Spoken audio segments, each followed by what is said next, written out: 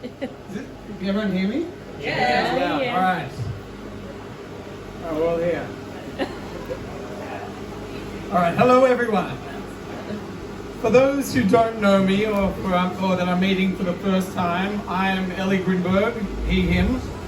And I'd just like to start by wishing Zalman a happy birthday and following tonight a speedy recovery from COVID.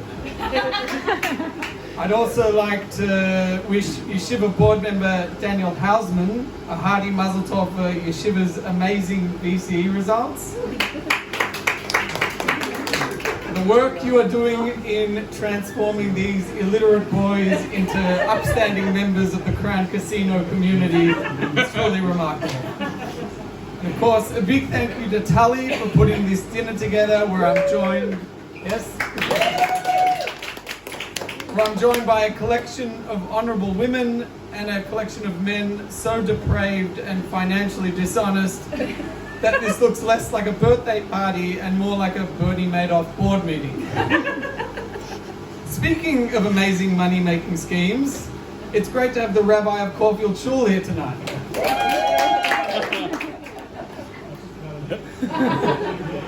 I've only davened a few times with you, but from all reports you have a really strong connection with your congregation where you both demonstrate a tremendous amount of drive.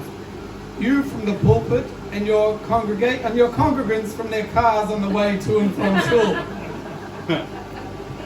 Apart from rabbis, we have day traders, commodity traders, soul traders, sex traders, insider traders. Not a single one of you create any tangible value in this world. Why can't any of you just settle down and be like Mariasha, who just lives a simple life and just bakes for a living? Then again, she is married to Shaya, who just gets baked for a living. Speaking of stinky weeds, it's great to have Joel Arbour here, who will tell anyone who cares to listen that he's just an everyday douchey finance guy, when in fact, he's actually a bald everyday douchey finance guy. Joel lives his meaningless life in stark contrast to his tzaddiket of a wife, Racheli, who along with the entire Elkas family are a true credit to the dwarf community.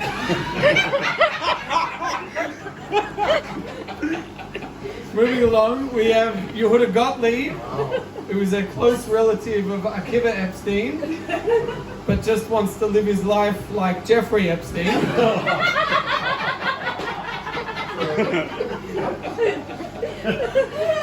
Speaking of legal matters, we were supposed to have Chezi Darren here, who is a part-time rabbi and part-time lawyer, which in the yeshiva community tends to be a pretty handy combination. Now, I could go on all day about everyone in this room, but we'd be here all night and it wouldn't be fair, because tonight is all about the birthday boy, Zalman. Or as he is known in the CBD as the creepy LinkedIn guy. I've seriously lost count of the amount of times I've logged onto LinkedIn and been confronted with a picture of Zalman, cheesy smile, tzitzis flowing in the breeze, aggressively holding the shoulder of some poor store manager who looks like he's in some sort of ISIS hostage photo. It's a lot. But then again, you have to be pushy in the real estate game. Am I right, Zalman? When it comes to making a deal, Zalman often brags that a no is just a yes waiting to happen. Or in Tully's case, 5 no's is just a yes waiting to happen. I've only known Zalman a few years, and I think I'm starting to get to know him well. He loves cigars, his work, he's a devoted family man. But I'm really only dealing with limited information from my brief time knowing him. So I took some time to ask a couple of your friends and family who've known you longer for some extra information. And I don't know if I should have or not, but those people were Nussin and Newman. Now some advice, Zalman. You do not need people in your life like those degenerates Nussin and Newman. Because when I spoke to them, they crapped on you and dragged your name through the dirt like a 12-year-old Iranian girl on her wedding night. It's important we respect all cultures.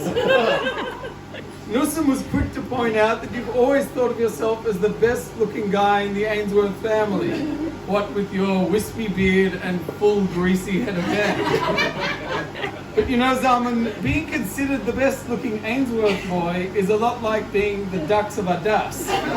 Like, it has to be someone, just don't get too carried away if it's you. But in all seriousness, at the end of the day, I have too much respect for Zalman to repeat any of the slander that they told me, and I know you have a lot on your plate at the moment, literally. All of us around the table know Zalman lives a very diverse and busy life. Real estate, Hasidus, philanthropy, business consulting, parenting. I mean, Zalman, is there anything you can do? In all seriousness though, I feel privileged to be here at Kate as a friend, Zalman. The first time I stepped into Dominion as a naive, fresh-faced stranger, you walked right up to me, shook my hand, invited me for Shabbos lunch, and asked me how much money I earned. There was intimidation at first sight, and we've had lots of laughs and one-sided conversations about money ever since. So to finish off, from the bottom of my heart, Zalman, you're a true bench. You have a lot of respect in the community, and I hope you enjoy the night, surrounded by people who love you, and we look forward to celebrating many more birthdays in the future.